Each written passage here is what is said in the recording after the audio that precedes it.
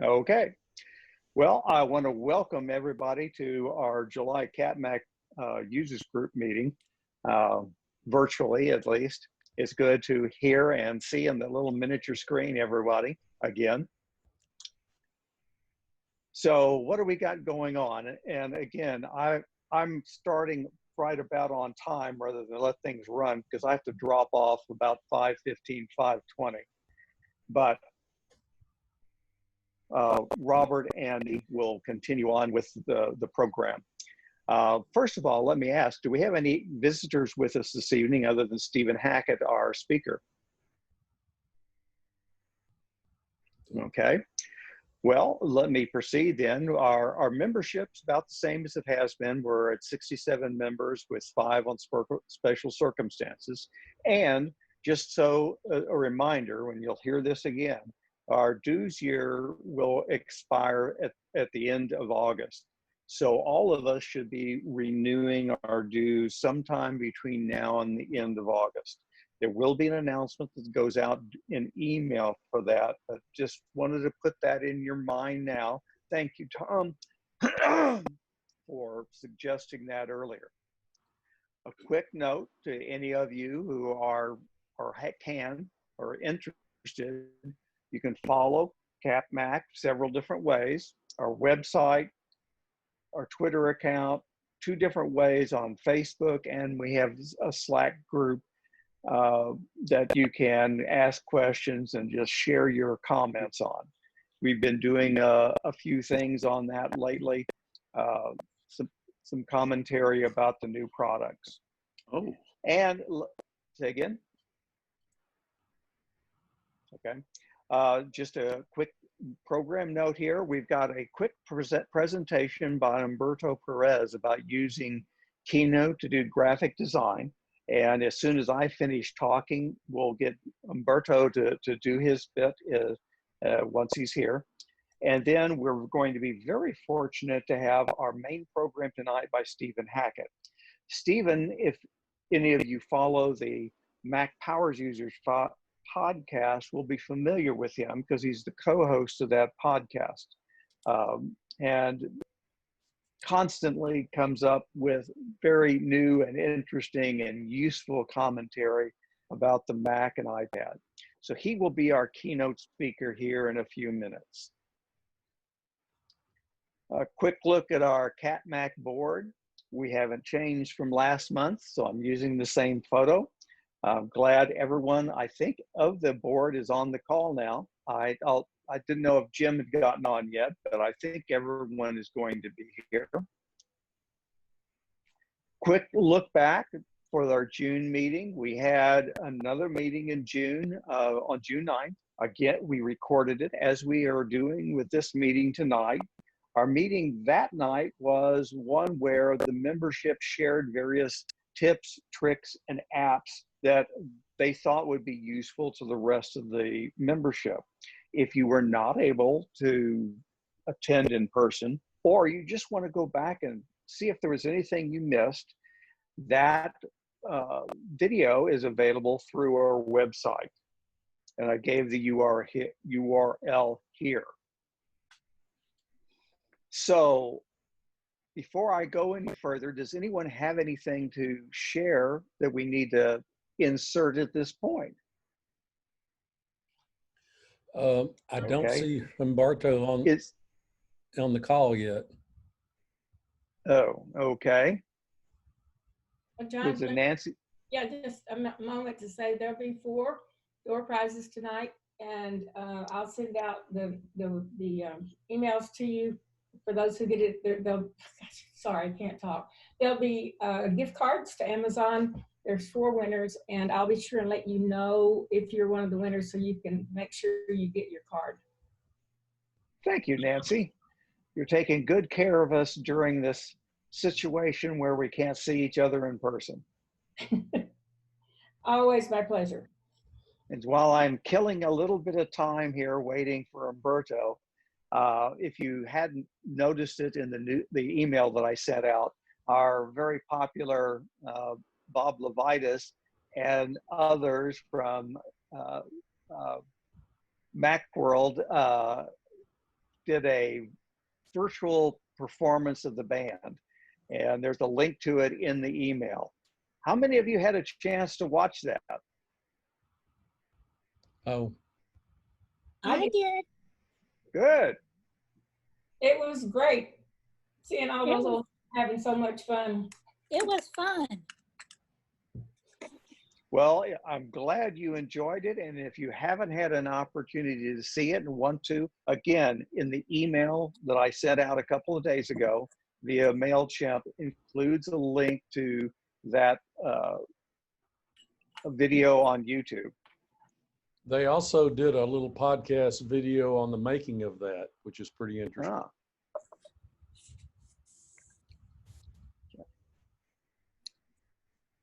Any sign of Umberto?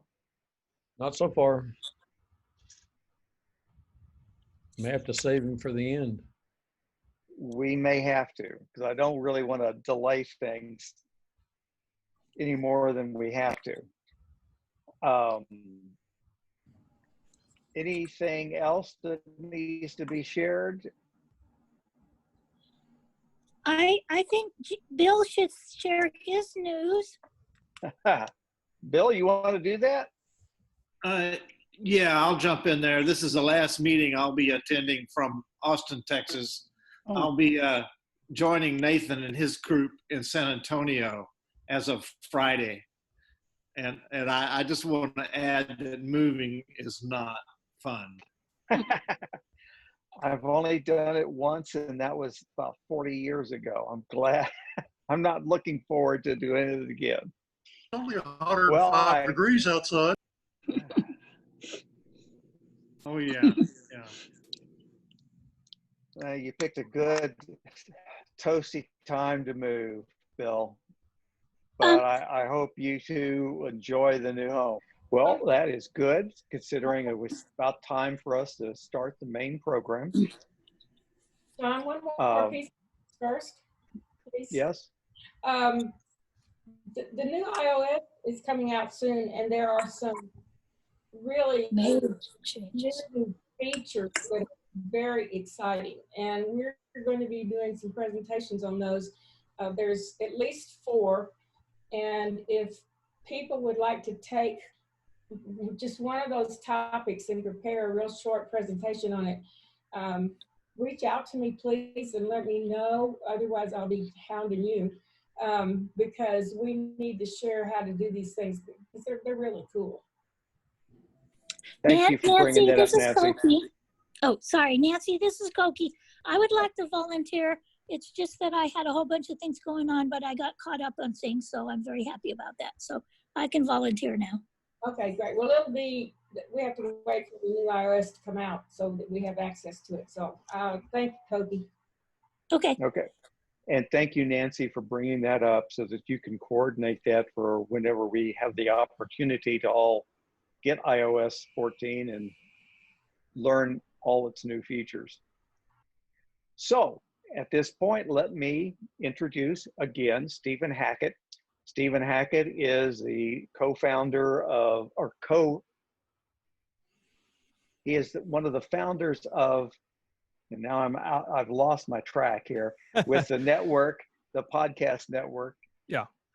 And he's the co-host, that's the word I was looking for Mac power users. I asked earlier if many of you had ever, at least I think I asked, if many of you have listened to it. I know a few of you do. It is an excellent podcast that has been going on for, what, 8 years or so? It started with the original host in 2009, I think. Okay. We just, that may be a little aggressive, but we just crossed episode 500 last summer. I remember hearing it. You're one of the many podcasts that I listen to on a regular basis. Awesome. I really would suggest, if you are interested in the Mac at all, listen to their weekly podcast. They have a lot of great information. So I'm not going to keep talking because you'd rather hear Stephen than me. So let me turn it over to Stephen, and I've got to step away here shortly. Robert or Nancy, would you carry the rest of the meeting after I go? Sure. So it's all Okay. yours, Stephen. Okay. I'm going to share my screen with you all because I have some slides I would like to show you. If it will let me.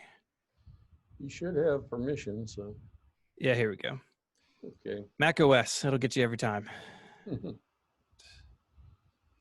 All right, I'm going to share my screen with you all now.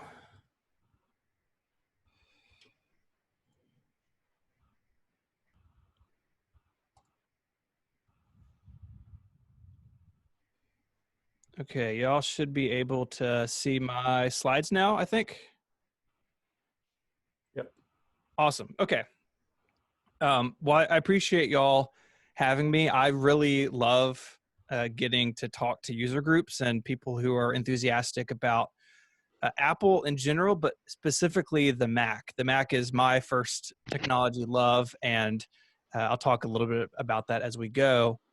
But tonight I really wanted to talk through some of the transitions the Mac has been through. Apple, I think, is one of the, if not the best tech company when it comes to transitions. If you look at Mac OS versus Windows, Microsoft has had a really hard time shedding old stuff, and they're still locked into paradigms that have been around since the 80s. And we can say what we will about the Mac. There are painful breaks, but I think on the whole, Apple does a pretty good job at these big transitions. And of course, it's a really exciting time to talk about that because there's a big one now coming for us. So a little bit about me. I will say one time I spoke to a user group and I used this slide deck and I was wearing the shirt in the slide. That's very embarrassing. Just for the record, you got to wear a different shirt. I own two shirts, that one and this one.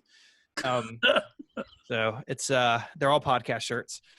But I've got a journalism degree. I went to the University of Memphis. I'm from Memphis, born and raised. I live 15 minutes from my parents, 20 minutes from my in-laws, and I wouldn't have it any other way. I graduated college in the middle of the downturn, and about 10 or 12 years ago, and there weren't any journalism jobs. Turns out that was going to be true for a long time afterwards. So I ended up transitioning out of journalism school into supporting the Mac. I had met the Mac in high school and college. I was editor of both my high school and college newspapers, and I just fell in love with the Mac. And so I figured, well, a newspaper's not going to hire me. Maybe I can go and fix Macs for a living for a while. And that launched a decade-long IT career, including time at the Genius Bar and a long stint at the Salvation Army. 6 years ago, I left my IT career behind and co-founded the Relay FM podcast network. Mac Power Users is just one of our 30 shows. I'm on several, including MPU, Connected, and Liftoff, amongst some others. And so we're a big network. We have lots of people, lots of shows, and it's been my full-time job for 5 years now. Actually, 5 years last week. I just celebrated my anniversary. And I write at 512pixels.net. I started blogging in 2008 when I left the Apple Store, and I've done it almost continuously since then. Like I said, I live in Memphis with my wife and our 3 children. We have 2 boys and a girl aged 11, 10 in a couple weeks. Our daughter will be getting ready to turn 10, and then a boy who is 5. And we have a dog named Eva Corn Dog. You may hear her at some point. She likes to come out and bark outside my office. I also have a little bit of a problem. We can just be honest here, right? We're friends. That is just part of my collection. It's actually right over there on the other side of my studio. As of last count, it's 150 Macs or so, a bunch of iPads, iPhones, and iPods, 2 Apple IIs, 2 Next machines I'm very proud of, 1 Xserve RAID. I have an Intel Xserve over my shoulder I just acquired right there. And my wife is very glad that I built this studio. The studio is out behind our garage. Our garage is that way, about 12 feet. And she's really glad that they're not in the closets and in the pantry and everywhere else the way they used to be.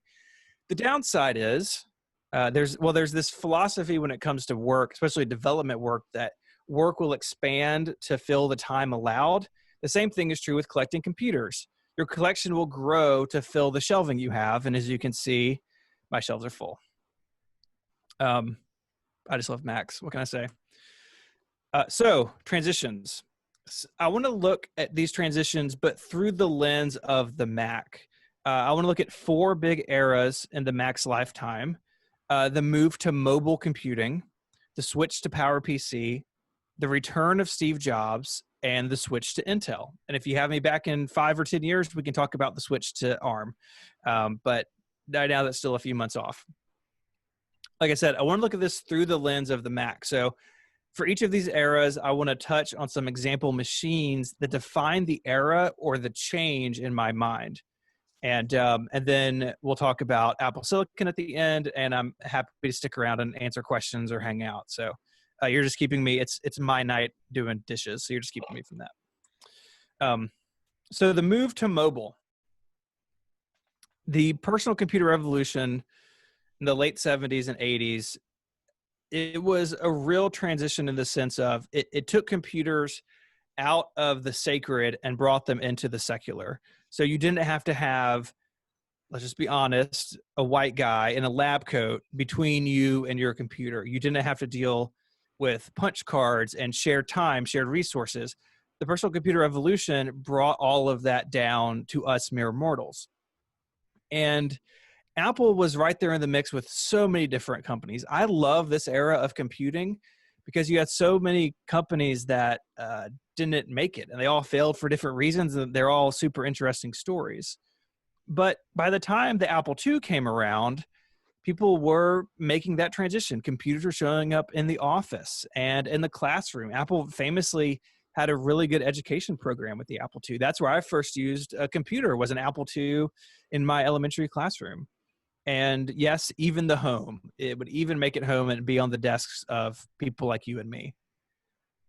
Of course, the Apple II was born of its era, and Apple had a couple of failed attempts to move past it. They had the Lisa, which is a story for a different time, but didn't go super well. And honestly, it looks like the Mac is going to fail too, but it sort of pulled through. But even though the Macintosh was, let's just be honest, adorable, it really wasn't portable. So this is a scan. This guy in the sweater riding his bike around what I assume is a very expensive car, way more expensive than where I went. This is scanned from Apple's sales brochure for, I think, the Macintosh SE, maybe, I forget. But the idea was, okay, the Mac is, this big, and you can just put it in a bag. I have a couple of these bags. They're totally awesome. And you just take it with you. And that was portable-ish if you had a bike and a cool sweater, but it really wasn't mobile. And it would take Apple a little while to bridge that gap. But what was so special about the original Mac is that it was fun and approachable. So it had that handle. It didn't look intimidating when you sat down in front of it. It was well designed in an era and in an industry where design didn't really matter to a lot of people. And yes, there were appliances compared to the Apple II. The Apple II was full of card slots, and the Macintosh, famously, you had to have a special screwdriver to open. But it won out eventually.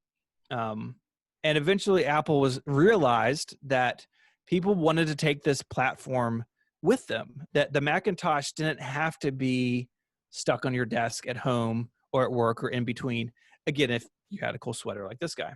Also, this guy and I kind of have the same haircut now, since I haven't had a haircut in a while. So the Macintosh Portable in the South, I'm from Memphis, the bless her heart type thing. That's what I think of when I think of the Macintosh Portable. Came out in 89. It was 16, almost 17 pounds. It had some pretty wonky battery technology. It was $6,500, which was really expensive, and clearly not the future, right? This wasn't a computer that you could put in your bag and go across campus with. It was a bold start, but like so many things in our industry, sometimes the first product out the gate isn't the answer. Now, to be fair to Apple, the Macintosh Portable was a lot more mobile than machines by companies like Compaq or, various DOS and PC machines that were portable in the sense that they had a keyboard and they they closed up in a case, like the Osbornes, for instance, but it still really wasn't where the industry would end up. But it was Apple getting into the game a little bit. The Macintosh Portable, by the way, is one of my white whales in collecting. I would love to have a nice one, but they are hard to come by and expensive. So let's set the stage for something big. The first PowerBook line, the 100, 140, 170, came out a year after the Portable. 1 year from a computer with lead acid battery to one that looks like the laptop we know today. Now, it had some drawbacks. It had a passive matrix display. The Portable had an active matrix display, but the price was way less. It was $2,500. And what's really important about this first PowerBook is that if you back up from your screen, that recipe of screen, hinge, keyboard forward, palm rest, tracking device, pointing device, that's still the arrangement we use today. My MacBook Pro, things are all in the same place. Now, the keyboard's better, the screen's obviously way better. We're not using a ball with weird buttons on either side of it. But Apple helped bring the form factor of the laptop into the mainstream, and it has defined almost every portable since. That's incredible. And to come from the company that was at this point only really 5 or 6 years, 7 years into the Macintosh, and a year after the Mac Portable, it blows my mind. Now, they had help with this, right? There's lots of famous stories about how some of these PowerBooks were designed by Sony or built by other people, but Apple was at the helm of it. There's actually a really interesting podcast called The Icon Garden. It's about Apple history, and they have a great episode about the PowerBook and specifically about the tracking and pointing device that if you want to get real nerdy one weekend, go listen to it because it's a lot of fun. I didn't think listening to someone talk about pointers for 30 minutes would be interesting, but I was totally captivated the whole time. So today, the vast majority of Macs sold are notebooks. Apple hasn't given a number in a really long time, but people seem to think that the MacBook Air, the MacBook Pro are probably 80-85% of the Mac sold. Now, I'm a desktop person. I have been for a long time. I have a MacBook Pro. I only use it when I have to. But that's a minority feeling. Most people use notebooks. And that original PowerBook, you can trace its essence all the way through today. And I think that's really cool. And it means that Apple was really successful in making the Macintosh a mobile machine. So up next, we're going to skip ahead a few years and talk about the switch to PowerPC.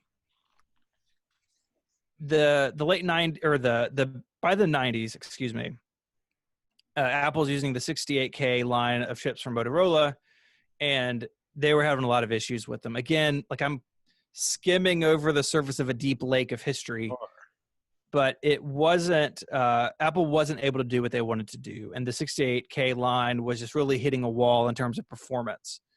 And Apple joined an alliance with IBM and Motorola called the AIM Alliance. And their goal was to make a RISC-based processor that could run faster and leaner than what Intel was doing at the time. During this time, Intel is rising to prominence with the duopoly of Wintel, right? Microsoft Windows and Intel chips were like peanut butter and jelly in the 90s. You couldn't separate them. And Apple, IBM, and Motorola really saw that if they were going to compete and survive, they had to pull their wagons together. So they started working on this. And the initial work kind of fell apart, which is unfortunate. But out of it, the PowerPC line of processors was eventually born. And of course, it would power the Macs all the way through the summer of 2006 when the Intel transition was finished. Now, what's cool about the PowerPC, I think it's cool, is it also showed up in the Microsoft Xbox, the Nintendo Wii, PlayStation models, and the PowerPC to this day is still used on many solar system robotic missions. So a lot of Mars rovers and things like that use hardened PowerPC processors at their heart, which I think is pretty cool. Now, this would be a multi-generation thing. There was the 603, the 604, then Apple branded them G3, G4, G5. It was a good transition because it gave the Mac years of legitimate and often best-in-class processing performance. Now, if we think about this, now some of this is really weird. So the system software with the Macintosh wasn't fully PowerPC native when the first PowerPC machines shipped. You know, now, like with Intel or with ARM, right, Mac OS X was ready to go on Intel. Big Sur is ready to go on Apple Silicon. Apple wasn't the software giant it is today back in the 90s. And it took them a little time. They had to emulate a bunch of stuff, and they finally got it all on board. But the PowerPC served them well. Now, mid-90s Apple is gonna Apple, right? We all remember this. The Mac product line was extremely confusing in the mid-90s. You had Performas, Quadras, LCs, Centris, which was like 3 or 4 machines. They just scrapped the name. Many of these were just what they call in the car industry badge engineering, right? So if you buy a Silverado or whatever the GM equivalent is, it's the same truck. The badge is just different. Apple was doing a lot of that in the 90s. Now, the move to PowerPC was an opportunity for Apple to clean some of this up. And so the LC, Quadra, and Centris lines never graduated to PowerPC. They died at that transition. They didn't make it off 68K. And we've seen this with Apple more recently with the Intel transition. Most of the Macs made it over, but the 2 iBook models merged into the MacBook. So Apple can use these moments, these transitions, to change their hardware line. And they definitely did it here, and I think they did it for the better. And from this point, when the PowerPC comes out, Apple really moved forward with this basic outline. They had desktops, they had towers, and they had all-in-ones. And the Performas were usually all-in-ones, but not always. It's very confusing. In fact, I made this slide years ago for a book project I worked on. These are all the machines that were for sale in 1997. And this is chaos. I mean, look how many of these machines share names, share designs. It's impossible to tell them apart from each other. Very often, the only difference between a Performa and a Power Macintosh was the software that came with it or the store it was sold in. So even though the PowerPC transition was good for Apple's hardware and it helped them in their product marketing, it still was messier than it needed to be. And because of this, Apple suffered. You know, we could spend 3 hours talking as a group about why Apple was on the ropes in the late 90s. But I'm a big believer that at the heart of those issues was its product line, that Apple didn't manage the Macintosh well. And because of that, the Mac faithful felt like it was the end of the road. And it almost was, honestly. I mean, Apple was really close to the end, and the Performa 6410, no matter how cool it may have looked with its goofy forehead, it wasn't ever going to save the company, right? None of these machines had what it took to make people excited about the Mac again. Not to say there weren't interesting models. The 20th anniversary Mac, obviously fascinating. The PowerBook G3 was a big step forward. But on the whole, if you looked at this in 1997, I think it was pretty hard to be fired up. And that really hurt Apple. Apple has always done well when its customers are engaged and excited. And we've seen that even recently with the issues with the MacBook Pros, for instance, with the not so great keyboards, to put it gently, right? And on the high end, no Mac Pro, you know, all these things where the Mac faithful were worried about the future of the Mac. And now Apple's gotten it back on track a little bit, I think. But all of this to say is Apple was in need of more change. The PowerPC architecture could only do so much. And that's where this guy comes in. Some of you may recognize this name. Steve came back because Apple bought Next. Apple had tried multiple times to make Mac OS, the classic Mac OS, make it modern. It lacked things like memory protection and decent multiprocessing or multitasking, and multiprocessor support was hit or miss. It was a mess. And they tried with Talgent and they tried with Copeland, and they couldn't make a modern OS. And Apple bought Next to do that with Next Step and then later OpenStep. Now, the road to OS 10 took a long time. Jobs comes back. It's 5 years, give or take, before we see Mac OS 10 shipped to customers. They had some failed attempts, we could call it, with Rhapsody and other products that never really made it out the door.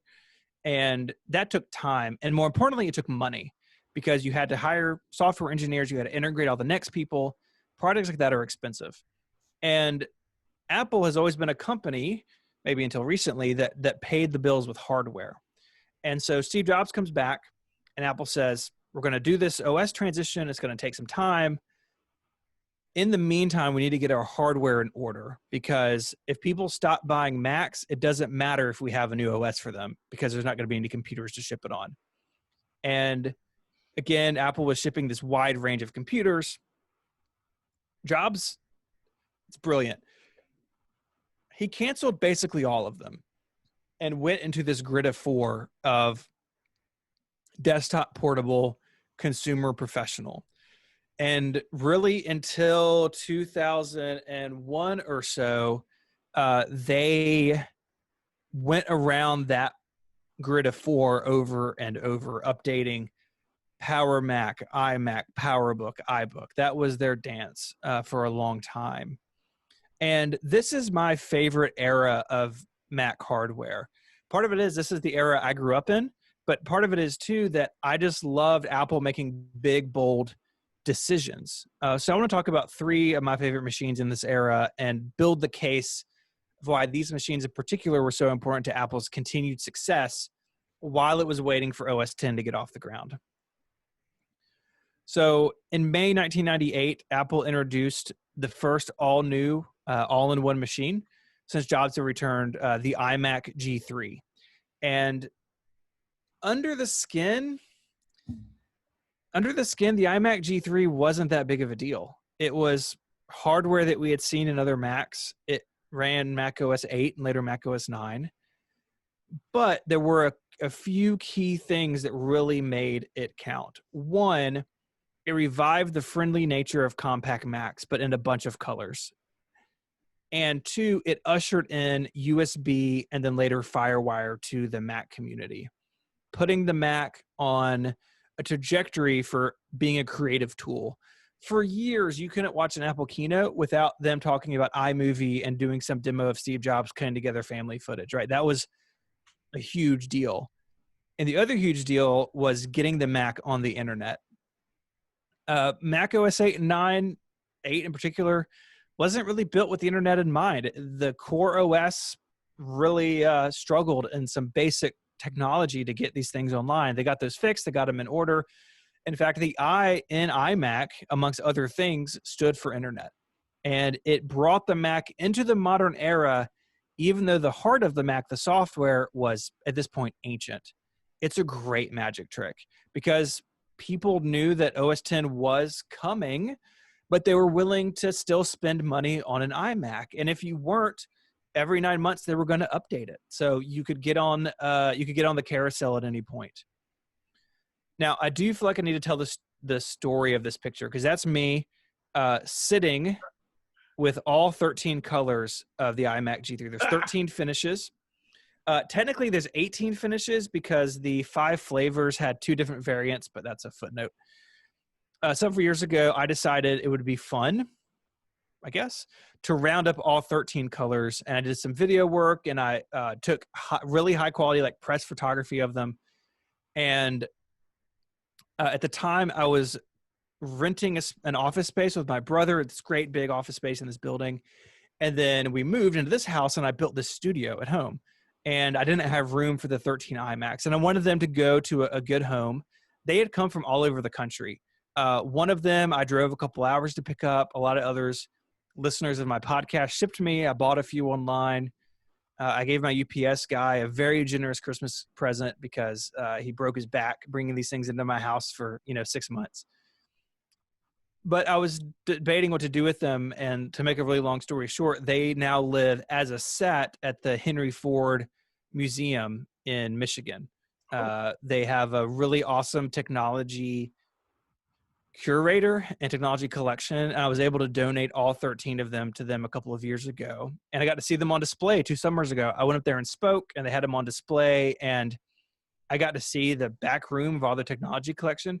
You know, in Indiana Jones, at that scene where it's like the cargo boxes in the warehouse, that's what their back storage looked like. But every box had like an Apple I or original Pixar machine or some incredible other piece of technology in it. And so I like that picture a lot. And again, my wife is very glad they're gone. So up next, the G4 Cube. I talk about this. It's a little bit later into the transition. It's July 2000, so we're getting closer to OS X. It's the first time Apple broke the grid of 4. So this slotted in between professional and consumer desktops. But I bring it up because I think it is, in the modern era, the first example of Apple putting form over function. Now, this computer is amazing. It's actually the first Mac in my collection. As you can see, the innards of it came out. All the entire computer was in an 8-inch cube, and it slid into that acrylic case. It was beautiful. This machine still looks awesome today.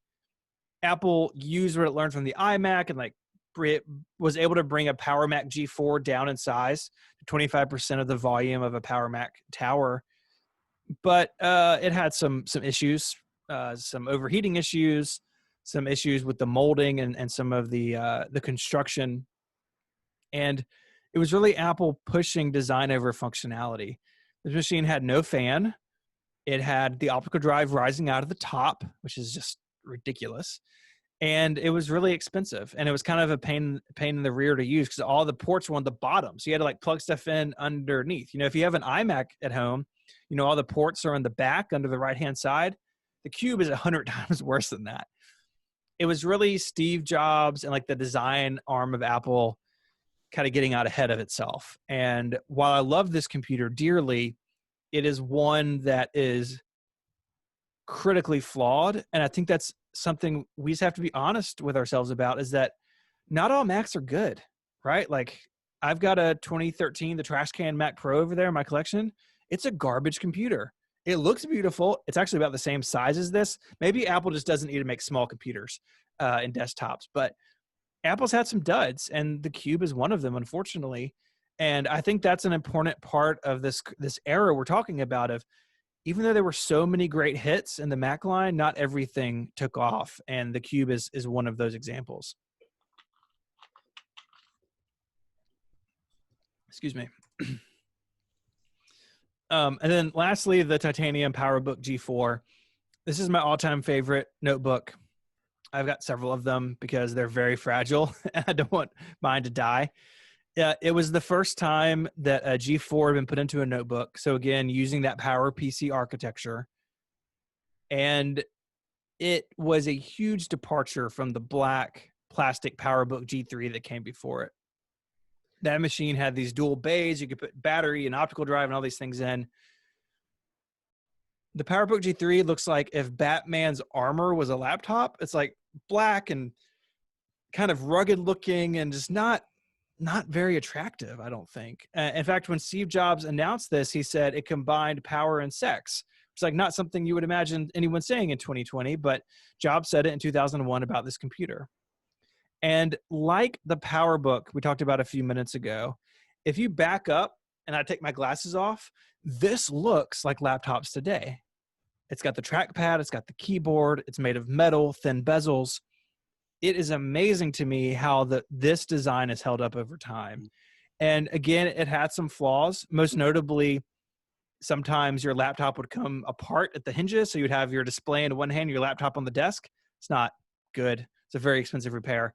But it was a machine that was really built to be not only super portable and super powerful, but also locally good while doing it. And it was extremely successful and later gave birth to the later PowerBooks. Oh, we have some runners up just quickly. I pick all of these because they're colorful and fun. The clamshell iBook is just ridiculous. You can get it in orange, which is the best color for a computer. The 12-inch PowerBook is a cult classic to this day. If any of y'all owned a 12-inch PowerBook, I'd bet money it's your favorite laptop you've ever owned. The iMac G4, just complete stunner.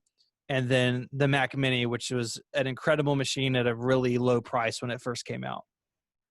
So these machines this is why this is my favorite era, because Apple is transitioning its software, but it's also transitioning its hardware out of the beige era to an era that is defined by high quality materials. Look how much aluminum and high-end plastic is here.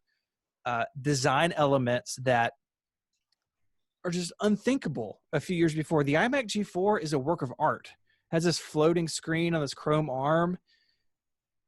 No computer needs to look like this, but Apple did it because it wanted to make something beautiful and make something functional. And that's why I love this era, because it just combined all of these things in a way that we take for granted now. But I remember then, each time Apple had a new Mac out, I was like, holy cow, this is the best thing ever, right? There was a string of these hits, and it was a lot of fun. So the move to Intel. So jumping forward, the PowerPC is hitting its wall, consuming too much power, putting off way too much heat. A PowerBook G5 was never going to happen. And in fact, the Power Mac G5, the cheese grater, by the end of this, they were using liquid cooling in those machines, which is not what you want. And unfortunately, a lot of those radiators and other parts leaked really badly, which was a real pain for me. I was at the Genius Bar about a few years after this, and if a leaky G5 came in, it caused a lot of paperwork for me. So I don't have any love for the liquid-cooled G5. But it was clear that Apple was unable to move forward with the PowerPC architecture.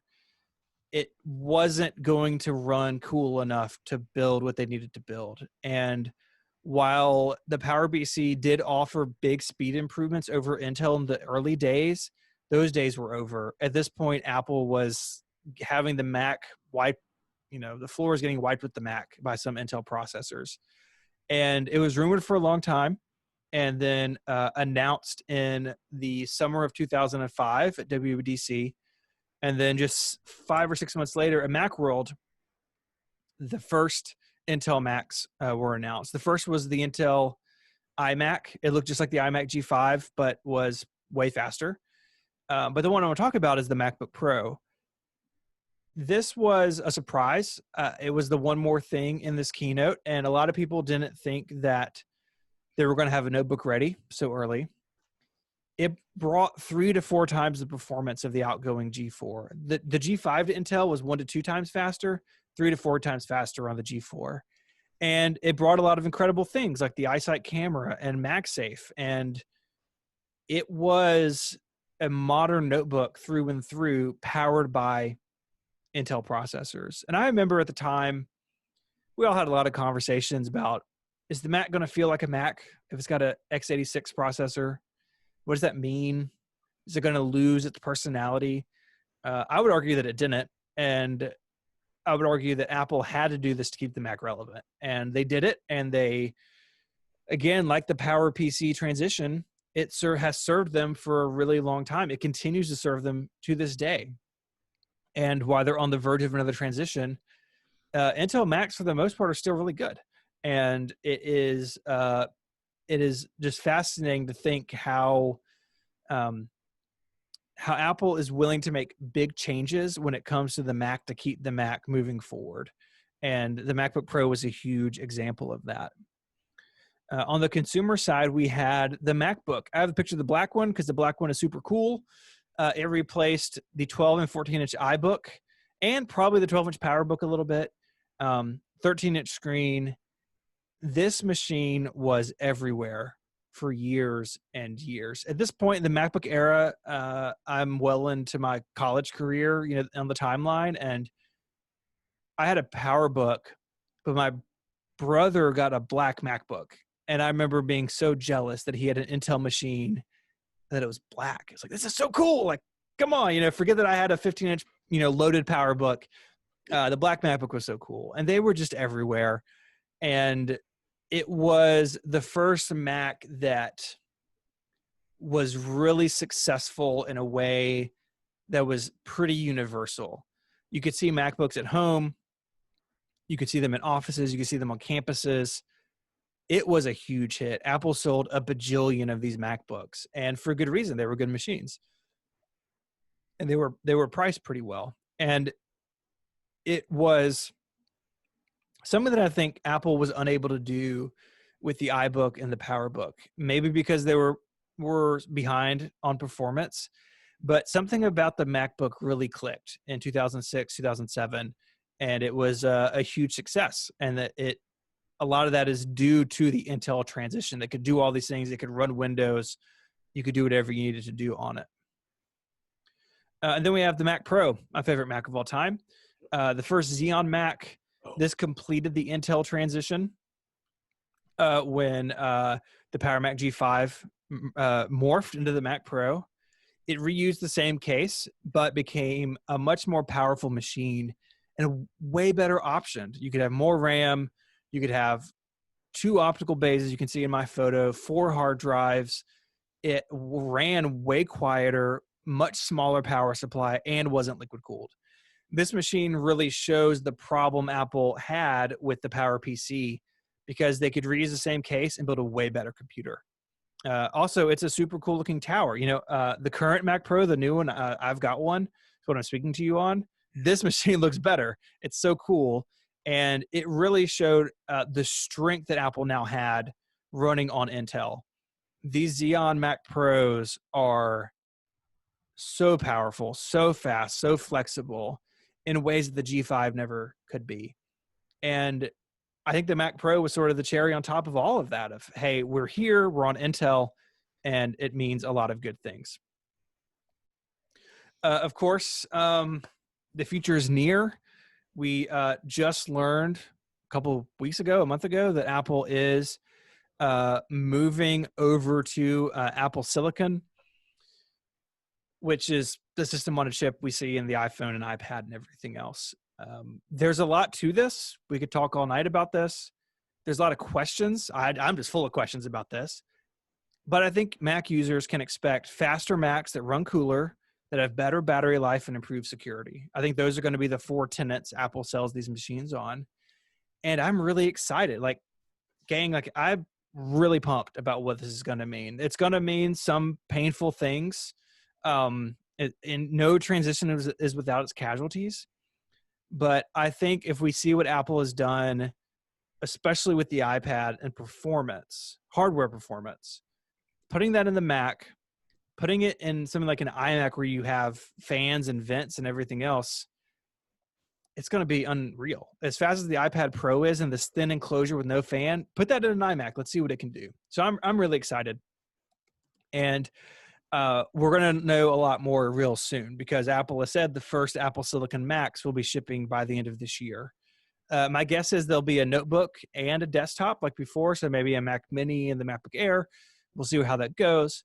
But we're right on the cusp of it. And so I think it was a really good time to sort of revisit these transitions, because we can look back and we can glean maybe what Apple will do and maybe what will happen to the Macintosh. It's not going to be a 1-for-1 replacement, but I think the reasons they switched from 68K, the reasons they switched from PowerPC, those are all still relevant today. And Apple can now lean on the institutional knowledge, and in some cases, the individual knowledge, because a lot of those engineers are still there from Intel, the Intel transition. They can rely on all of that knowledge to make this transition as smooth as possible for users. So I think a lot of people, just when they buy the next MacBook Air, it will just happen to have an Apple Silicon chip in it. And it's going to be faster and way better, and they probably will never know the difference, except that it's faster and way better. And that's the goal of this, is to make the Mac a better platform. Apple's not doing this because they're getting ready to kill the Mac. Apple wouldn't be making this investment if they thought the Mac was near the end of its life. I look at this and I choose to believe that it means that Apple is still really invested in the platform that we all love and that we all use day in and day out. Because a company of Apple's size wouldn't make an investment like this if that weren't the case. And so, like I said, I'm pumped. I'm really excited about it. I'm really looking forward to getting my hands on an Apple Silicon Mac later this year. As is my wife, because her MacBook Air is falling apart, so she's due, and so she'll be the test case in my household. But I think it's going to be a lot of fun. I think the next couple years of being on the Mac is going to be a lot of fun, and that's exciting. So, and that is it as far as slides. Some information that you can find me online at relay.fm. 512pixels.net is my blog. And then I'm on Twitter as ISMH. And I'm happy to answer any questions or hang out or whatever you guys want to do. Thank you so much for listening to me ramble. It's fun to talk about this. So I really appreciate the opportunity. Stephen? Thank you. Thank you. It was such a good presentation. But that last bit, that they're not abandoning the computers for all these mobile iPads, iPhones, and everything, that's really good news, because I know that the computers aren't really that big a portion of their revenue now. And I hadn't thought about the transition in that way. And that really heartened me. Thank you. Yeah, well, the Mac is roughly equivalent to the iPad in terms of revenue per quarter, roughly. I mean, the iPhone is way out ahead, right? Like Apple's the iPhone company. That's where they make their money. But the Mac and the iPad are kind of on equal footing. But the Mac's still really important because it's where all that stuff gets developed. and that's a big deal. But also it is, I think it's important too, because Apple is a company of developers and of people who make things, and iOS just isn't there on the creative side. John Gruber said this really smart thing years ago of iOS can remain, the iOS can be light because the Mac can be heavy, right? The idea of in Apple's portfolio, you have these machines that are really professional grade, expensive, powerful things, and it lets the iPad and iPhone be what they want to be. And I think that was really smart on his part. Not surprising, since Gruber's really smart. I'd have to say that's the thing is I've got an iPad and I've got a laptop. It's a 2012. Actually, I looked at the 2012 MacBook. I have a 13-inch, and it's the perfect machine because it's got USB 3. It's got a relatively fast memory bus. It's got a good chip. The ones coming before in 2011 and before architecturally are kind of clunky in my opinion. Yeah. And it's just even though it's what 8 years old now, the thing runs practically as fast as anything today in terms of Intel architecture.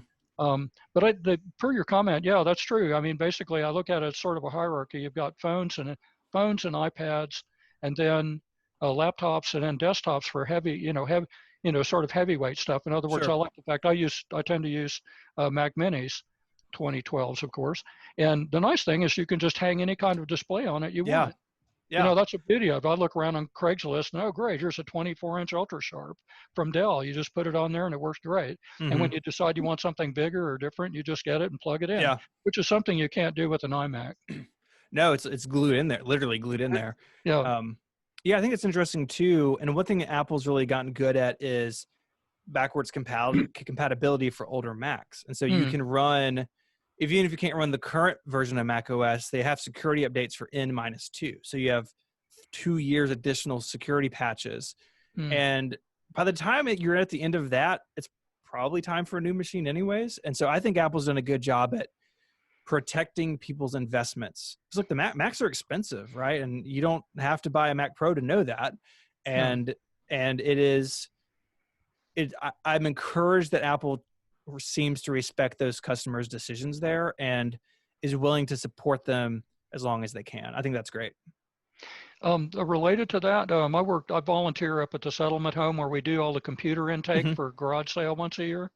And what I've found is I will get Apple. You're right. Apple machines are expensive, but they really build the quality in. Now, sometimes the build quality, like you mentioned, the old ones they're a pain. They're not that great in some respects architecturally, and the cases are difficult to get into. It's painful. But I'll get one of these 20-year-old. I had a 20-year-old machine, a PowerPC machine, come in, and it was totally complete. The keyboard, the old funky Apple desktop bus keyboard, and all that stuff. Yeah. But there was the whole thing, and so I just set it down on the desk, plugged everything in. A 20-year-old machine came to life and worked perfectly. Yeah. So the quality's built in, and they just become obsolete because the code, the operating system gets old, and everything moves on, and they become slow. But they're really great machines. So Stephen, if you're looking for a machine, you should touch base with Peter because people donate the weirdest stuff. Yeah, I've definitely, there's a high school here that does technology recycling once a year. And I've definitely been known to kind of hang out. It's like, hey, I got anything good. But yeah, it's cool. In fact, most of the Macs in my collection, most of them boot and run. I did this project a couple of years ago. I installed and ran natively, not emulation, every version of Mac OS X to do a bunch of screenshots, because there is a thing about collecting that all hardware will die eventually. And what happens when all the hardware dies that can run System 7? That means System 7's gone, right? Like effectively, that's what it means. And so that is, that's weird. And that's kind of crazy to think about. And even now it's getting a little harder to run early versions of OS X. And so I took some time and screenshot it all. And I did it all on a bunch of Power Macs, and I pulled everyone off my shelf and they all worked. Not even like fiddling with them. Some of them have been off for a long time. Put power to them, hit the button, boot from a CD, bulletproof. And that's really cool. And you can't say that about a 20-year-old Windows machine. Oh yeah. You can't. I think the thing that what struck me about this thing is I think it had OS 7 or 8, and I had to really exercise my brain cells, because the OS has actually become much more smooth and much more, it's the result of millions of man hours of work. And you can really see it when you look at these earlier releases and go, oh, gee, how do I even shut this thing down? Just the way the menu structure is. And the old special menu. What a ridiculous idea. Yeah, it was crazy. And it was like, I was like, ooh, I used to really know this stuff. It was just second nature. And now it's like, I can't. Yeah. I love the special menu. I just love the name of it, because they just stuck things that they didn't know where to put other things. Yeah. But, it got the job done, I guess. I have a question about something you said, Stephen. Sure. Somewhere in there you mentioned silicone, which I think somewhere in the early past I heard out of my third ear, but didn't really register. But is that some kind of a new technology that's coming down the road, or something we can look forward to? Apple Silicon. Yeah. I may have said silicone. I meant silicon. So Apple Silicon is just their system on a chip. I don't think that's the final name. That's kind of what they're referring it to, but it's based on ARM, which is the roots of ARM go way back. In fact, ironically, Apple was one of the first companies to deal with ARM style chips in the Newton, and they got out of the business. They could have owned it this whole time, but they got out of it, and now they're back in it.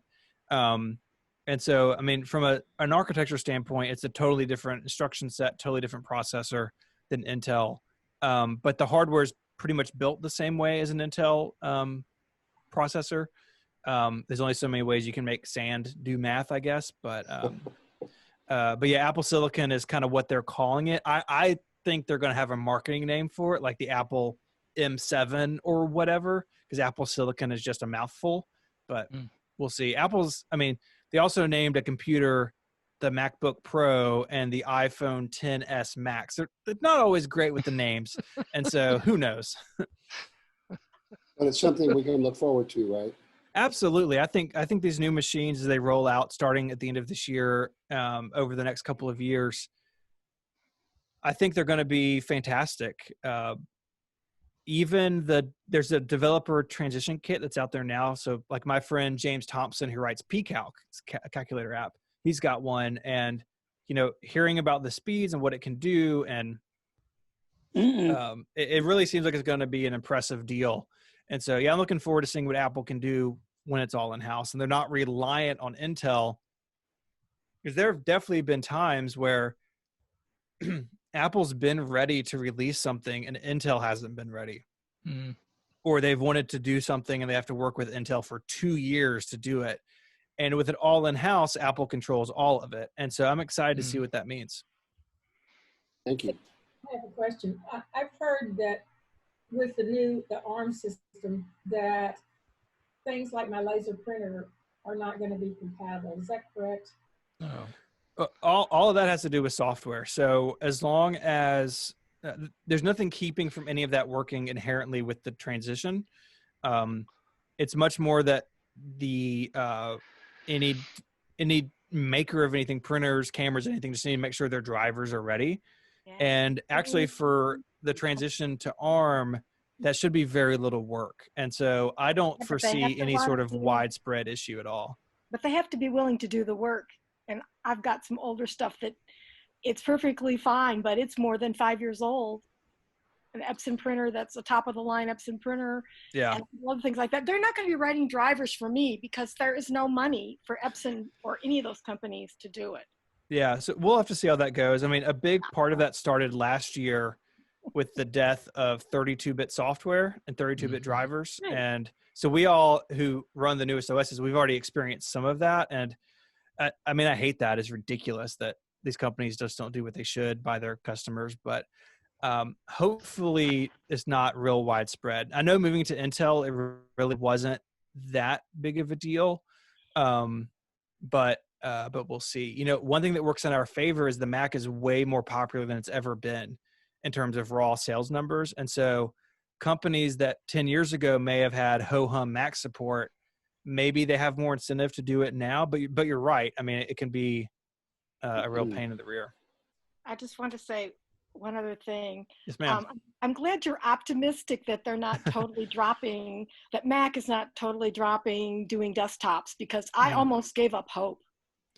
Yeah, I got a 2012 Mac Pro, and I tell you what, I've been waiting, you know, after the trash can incident, which I was never going to buy because it looked like not anything I ever wanted. I thought they were going to kill it off. I know a lot of people that were graphic designers that their machine died. They couldn't really buy anything. They went over to Windows. They went over to that side because nobody thought there was no word saying that they were or weren't going to be doing anything in regards to desktops. So I'm glad you're optimistic. Yeah. You know, Apple did that roundtable thing a few years ago, 3 years ago now, where they pre-announced the iMac Pro and they said, we're going to build a Mac Pro, but it's going to take us a little while. What's super interesting about the new Mac Pro is that it went for sale 7 or 8 months ago, and the ARM transition is going to start within a year of that machine going on sale. So like, I don't think they would have invested in what is an incredible computer. We were lucky enough actually on Mac Power Users to interview the product developer at Apple of the Mac Pro. And it was amazing to hear from him about all the work that went into this machine. Apple wouldn't be doing that if they think desktops are a thing of the past, right? It's a lot more expensive though than what I paid, even in comparable money. We're talking like at least twice as much for something that's essentially going to do what mine does now, except it's not 64-bit. So, you know, that's a much bigger investment. It is, and I wish the Mac Pro had a more reasonable entry price. But that's not how it played out, I guess. No. Well, I'm running a late 2010 Mac Pro with a processor upgrade, a graphics card upgrade, and USB 3 and eSATA ports on it, and it's been a wonderful machine. Yeah, it's easy to work on, and it just works. Yeah, I mean, that's kind of the beauty of the tower, right? Is that you can add technology to it over time, and even in mine, I've already upgraded the GPU and I've stuffed it full of drives and done all those things. I do wish Apple had a more approachable tower that didn't cost an arm and a leg, where if they had something that was, say, more comparable to an iMac in power, but in the form factor that you could do maybe 1 or 2 cards in. But that has been rumored as the XMac for years and years. You go back on like old Ars Technica forum posts, John Siracusa, like 15 years ago talking about it. And they haven't ever been willing to do that for whatever reason. But for those of us who want that longevity, it is nice that it's back. But I had to sell a kidney. Well, and 4 hard drive slots, such a deal. And the processor upgrade from a 2800 gig, 2.8 gig to 3.2 gig 6-core was a piece of cake. It's a beautifully built machine. Absolutely. I bought it as a refurb in 2010. Stephen, do you think there's any chance that they might come up with a way where 32-bit stuff would still run? I don't think so. They killed that. Mode? Yeah, well, they killed that in Catalina because the ARM transition was coming. I'm gonna get really nerdy for a second. Apple's ARM instruction set is 64-bit clean. So Apple went to 64-bit starting with the iPhone 5S and went 64-bit only a couple of years later. And So they haven't run 32-bit code on any of their own chips in a long time. And I think the reason they killed 32-bit last year is that this year the story would be about, oh my gosh, we have new Macs coming, and not, holy cow, my old software died. And so I think that's why they drug that out a little bit. But I don't think that's coming back, unfortunately. Now, well, I don't know. What about Rosetta 2? What's that going to do? So Rosetta will let you run an application compiled for Intel on an ARM Mac, but it still has to be 64-bit. There's no 32-bit support in Rosetta. So that will be the bridge for applications. So say, I'm just looking through my doc. So say that DevonThink, which is a research app for the Mac that I use and maybe some of y'all use, I don't know what their plans are. I'm not putting words in their mouth, but let's just say they don't have an ARM build on day one and I go out and buy an ARM Mac. Rosetta 2 will let me run that Intel application on my ARM Mac, but it all already has to be 64-bit. So that will ease the transition, but the 32-bit was basically a hard wall, and short of running an older OS, maybe like in virtualization or something, it unfortunately is a chasm that we can't cross. That's the question I have. Is it possible to take something like VMware and on any, on any platform like in Catalina and fire up VMware and then have a copy of 10.14, say, and run all your old 32-bit stuff? Now, the question is, does the virtualization, I guess that would include all of the guts, right? Now, all of the really deep system calls that it would have to do. You see what I'm saying? Yeah, so you can virtualize Mac OS on Mac OS. So you're running, say, Catalina, right. Install VMware or Parallels or whatever, and then install High Sierra. That works currently. I don't know what that looks like on ARM Macs in the future, but on Intel Macs, you can run older OSs.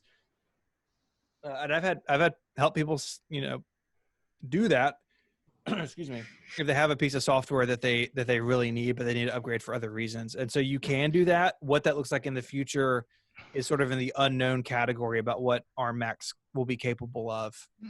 It looks like in the demos that they had at WWDC, when they showed like Linux running, it was the ARM build of Linux and not the Intel build. Right. And so basically, Fusion and Parallels could probably quickly come out with a product that comes out with virtualized for ARM processor virtual machines. Right. But if they have to do Intel, they are probably going to have to rewrite their core stuff to emulate Intel on ARM. Right. That it seems like it's where we're headed.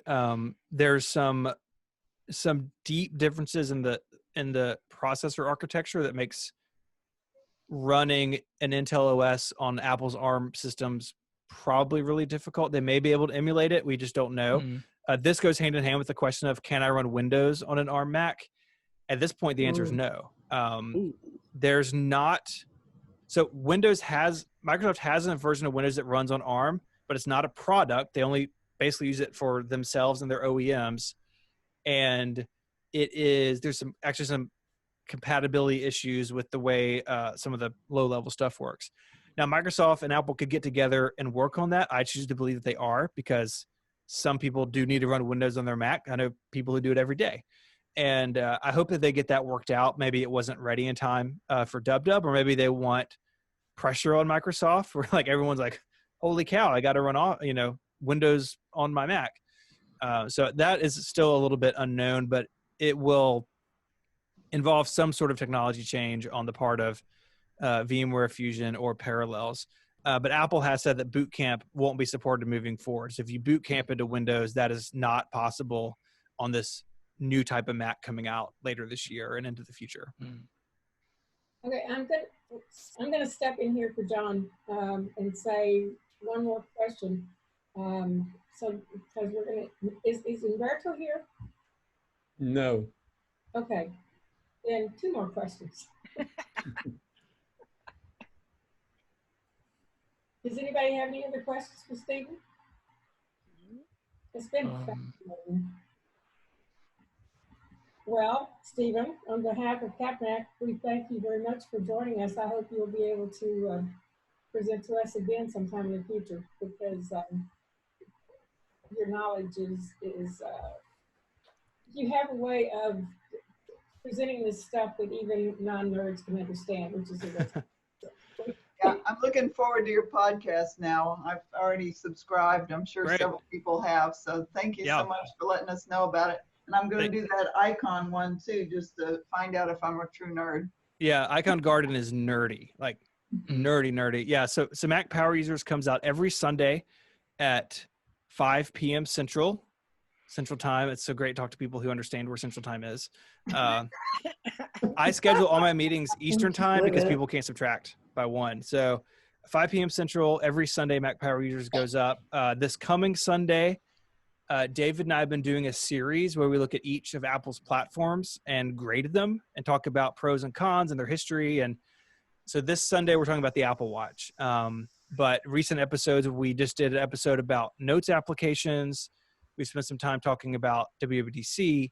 And so we sort of cycle between interviews where we talk to people in the Apple community, which I love. I love those interviews. And then we do deep dives. So like we pick an application, like we did one on Keyboard Maestro earlier in the summer, and we talked about Keyboard Maestro for 90 minutes. And then we do these roundup episodes where like, let's talk about 10 Notes applications and compare them. And so we have a lot of fun on that. David Sparks is a great co-host, and I appreciate y'all checking it out. So thank y'all for having me. This was a lot of fun. It's fun to nerd out, right? It's good. Stephen, I had a question. It seemed earlier in the conversation you said that you had a friend that actually had one of these Mac Mini ARM-based machines. Yeah. Is it impressive? Well, so they're under NDA, so like they can't say anything. But and he hasn't broken that to me. Did he make a happy face when you asked the question? Yeah, wink once if it's fast, you know. But I know some people have leaked benchmarks, and there were some comments on Twitter. Generally, people seem impressed with it, and what's encouraging to me about that is it's not a product, right? Like they slapped an iPad processor in an empty Mac Mini. What is it going to look like when they actually try? What is it going to look like when they actually have a product? And so this developer certificate, it's super weird. Like they're all going to go away. You have to send it back to Apple, or they come take your children or something, whatever's in the contract.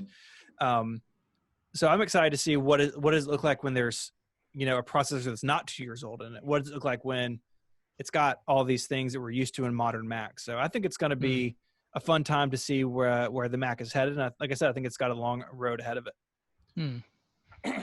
Yeah, I saw a thing just today in an engineering journal where they said that Apple's been collaborating with Intel on Thunderbolt 4, which is and they said that there's every likelihood that that'll be integrated into the new ARM platform. So we're going to have a blazing interface. Absolutely. So Thunderbolt, Apple and Intel basically co-founded Thunderbolt. It's more complicated than that, but basically worked on it in the beginning. And then a year ago or so, Intel, this isn't the right term, but basically open source Thunderbolt so other vendors could use it. So you can actually go get like an AMD PC with Thunderbolt on it. Bananas. And a part of that is, of course, that Apple can use it on its ARM Macs. And so we have Thunderbolt 3 now. Thunderbolt 4 and USB, they're going to kind of merge. It's kind of confusing, but Thunderbolt will continue to be supported. So like I've got a Thunderbolt display. I'll be able to plug it right in. And that is their interconnect moving forward. And like you said, if you have something fast on it, you can just make it scream. It's unreal if you use an external SSD, or I've got friends who video edit off these big multi-disc arrays, and the amount of data Thunderbolt can move is staggering. I mean, I remember like when FireWire 400 came out, I was like, holy cow, it's so, you know, and Thunderbolt runs circles around it. So Apple is going to continue on that Thunderbolt path to make these really performant, because, you know, those of us who produce media all day, like we need that. And Apple's not going to give up on us. So, you know, why can't they come out with something that's something between, say, a Mac Mini, something bigger than a Mac Mini, like the size of a small bread box, that would have tons of memory slots and a billion ports, and like you could reconfigure it, you know, I mean, make it something where you can just open the top and, you know, that's what you were talking about previously. And it's like, darn it, why don't they do that? Something for people who like to fool around with this stuff. Yeah. And who don't want to spend $8,000 to get in the door. Yeah, make it cheap and cheerful. Yeah. Yeah, I wish they would, because I think there's a lot of people in that range who like want to tinker, who are enthusiasts, who would like that but don't need a Mac Pro, right? Like I could kind of justify it with my work, maybe not completely. Don't talk to my accountant, but there is that gap there, and I agree with you. I think it'd be cool to have a Mac that's the size of a shoebox that I could change out the GPU in every 2 years. But exactly, yeah. They don't seem interested in that market, and that's unfortunate. But we can keep our fingers crossed for another 10 years. Yeah. Yeah, I went up to the local Apple store and looked at the one where they actually configure Mac Pros, and talked to the guy. And when we started talking about memory and all the stuff you could add in it, and when he started getting up around $25,000 and $30,000 and above, I lost interest. Because of that, when you start putting car money into a computer, well, that I don't know, Yeah. You got to plan ahead, because you have to order all that stuff at the time, because the new machines are not. Yeah. You can't add RAM to them. You can't do these things that you could before. Yeah. Yeah. And that's going to continue to be the case moving forward. I think the Mac Pro kind of stands alone in that. And if you buy a MacBook Air, it is what it is on day one. Yeah. We could go on forever, I think. But Stephen, thank you so much. Yes. Thank you all. You all have a good night. And I'd love to be back anytime.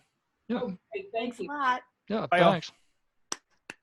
Well, that was fascinating. Yay!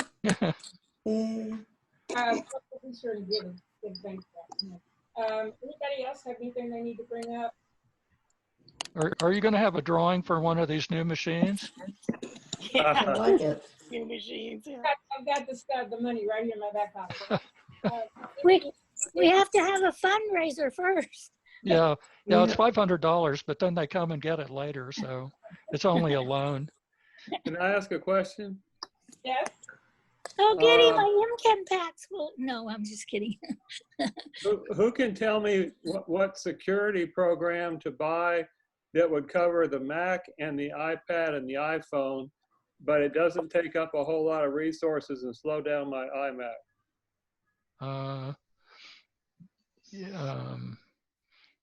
A security program? You mean like a password manager? No, a Norton or one of these, the malware protection, virus protection. Don't ever put Norton on a Mac. Exactly. Then what would you recommend? I think don't put Norton anywhere. You can run Malwarebytes for free. Yeah, right. And you can buy it. It's good. I generally recommend Malwarebytes lately. Used to, I would recommend the ClamX AV, but I think I tend toward Malwarebytes. I tried Sophos Home, and it's free, but it really slowed my iMac down. I have used Bitdefender on my iMac, and that was okay. I did uninstall it later because when I'm doing programming in the terminal, every time you try and RM a file, Bitdefender kicks in even in terminal and says, oh, you're trying to do something evil. It's like, no, I'm me. But so I got annoyed with that. Okay. But I have used Bitdefender. Has anybody tried Malwarebytes with the paid? There's a paid version that has, what do you call it? 24-hour, in other words, you don't have to run a scan. It continuously monitors your system for malware, and that's an extra fee. Has anybody tried that? No. You had customers do it at the store. I don't personally do it. Well, UT was recommending ClamX AV years ago, and I'm now using it in the paid mode. And not too obtrusive. It works intrusive. It works fine. Okay. Yeah, I always went with ClamX AV back in the day before you had to do a subscription. And either one of them, ClamX AV or the Malwarebytes, are both okay, but I wouldn't do both of them. There's no point in doing a subscription on both of them. No, you get daily updates on ClamX AV. You don't need both of them really, and Right. And it'll you know, you can turn it on or off to scan a hard drive when you plug one in, a new one. How do you spell that? CLAM Okay. XAV. Clam X. Okay, thank you. Yeah. I've always just capital CLAM X-ray Alpha Victor. Okay. I've always said that you're the best. You're your own best virus protection. Just don't click on links that you don't know about and that kind of stuff. Emails that you don't recognize. Exactly. You're better than probably most of the software, and even the software doesn't. I get adware and malware machines all the time that come in the shop, and I'll run Malwarebytes against them and get a general cleaning, but I then go into all the system files and none of those ever get all of the files out of your system files. I usually wind up having to delete more, but you know, it's, if you want something, I'd go with Malwarebytes. Let me mention one other quick thing, and this has happened to me twice so far. A message popped up on my iPhone that says, do you want to change your password on this iPhone? And you can't get rid of it. You cannot. In fact, I don't want to say either yes or no when something like that pops up. So the only thing you can do when that happens is try to shut the phone down and reboot it. And sometimes you have to try 2 or 3 times to get it to reboot. I haven't seen that. That's interesting. I looked it up online, and it's recognizable. It's out there. So what? How did it get installed? Yeah. I don't know. What app is it? It's just a message. It pops up on your screen, and it says, "Do you want to change your Apple ID password?" If you double click your button on the bottom a couple of times quick, so you can go into so you can quit apps, will it do that? I don't know. I couldn't get rid of it, so the only thing I have a newer iPhone that doesn't have a home button on it, and the only way I could get rid of it was to press both buttons to do a reboot, and that didn't even work the first time. I had to try it a couple of times to get it to work. Okay. Why do y'all say don't run Norton's? Because I currently am on my iMac. It generally will slow every machine I've ever seen. It'll slow a Mac down. This tends to slow things down. I like it. The best security that you can have on your computer is to not use the same password more than once. Period. Don't use them. Don't fall into the late using the same password all the time, because it will get you hacked every single time. Nancy, you need to lean toward the microphone. We're having trouble hearing you. I'm sorry. I know they keep telling me that. The thing that you have to do is to not use the same password on more than one site. Never, never. I'm not supposed to do that, I know. You're not supposed to, but people get. I'm not supposed to be doing that. LastPass will help you immensely in that situation. Last password? LastPass. Oh, okay. It'll generate very strange passwords for you and save them. So sorry. Why is it wanting to change your Apple ID password? Yeah, you don't want to do that, but now I use my passwords 1, 2, 3, 4, 5, 6, 7, 8, and I use it for everything almost. There you go. I like it. I don't care. No. One thing, you can use a similar password on some things, but change the initials for what the thing is you're at. And that way, when you get that email that says, we've got your password, give us some Bitcoin, you know which one it was, and you just go change it. I do the same thing with magazine subscriptions. I change my middle initial, so then I know who sold my address to somebody. time is up, folks. If you Tom's been taking attendance. If he doesn't have your name, if you didn't sign in or log in. I don't think I signed in. It's Mary Ward, and I think that I might have been the unidentified iPhone earlier. Okay, that's good. So got no, your name- I it's don't think got- I'm signed in. It's I got want your to name sign on in. it. Mary. Yeah, but I'm pretty sure that I was the iPhone. I'm sorry. Good. All right. Thanks for clarifying. I've got you. I didn't. Huh? I didn't. All right. Well, I'm going to end the recording, I guess. Robert, thank you for hosting. Cheers. I We'll still see keep y'all. thinking about Oh, that yeah. issue of having to shut down.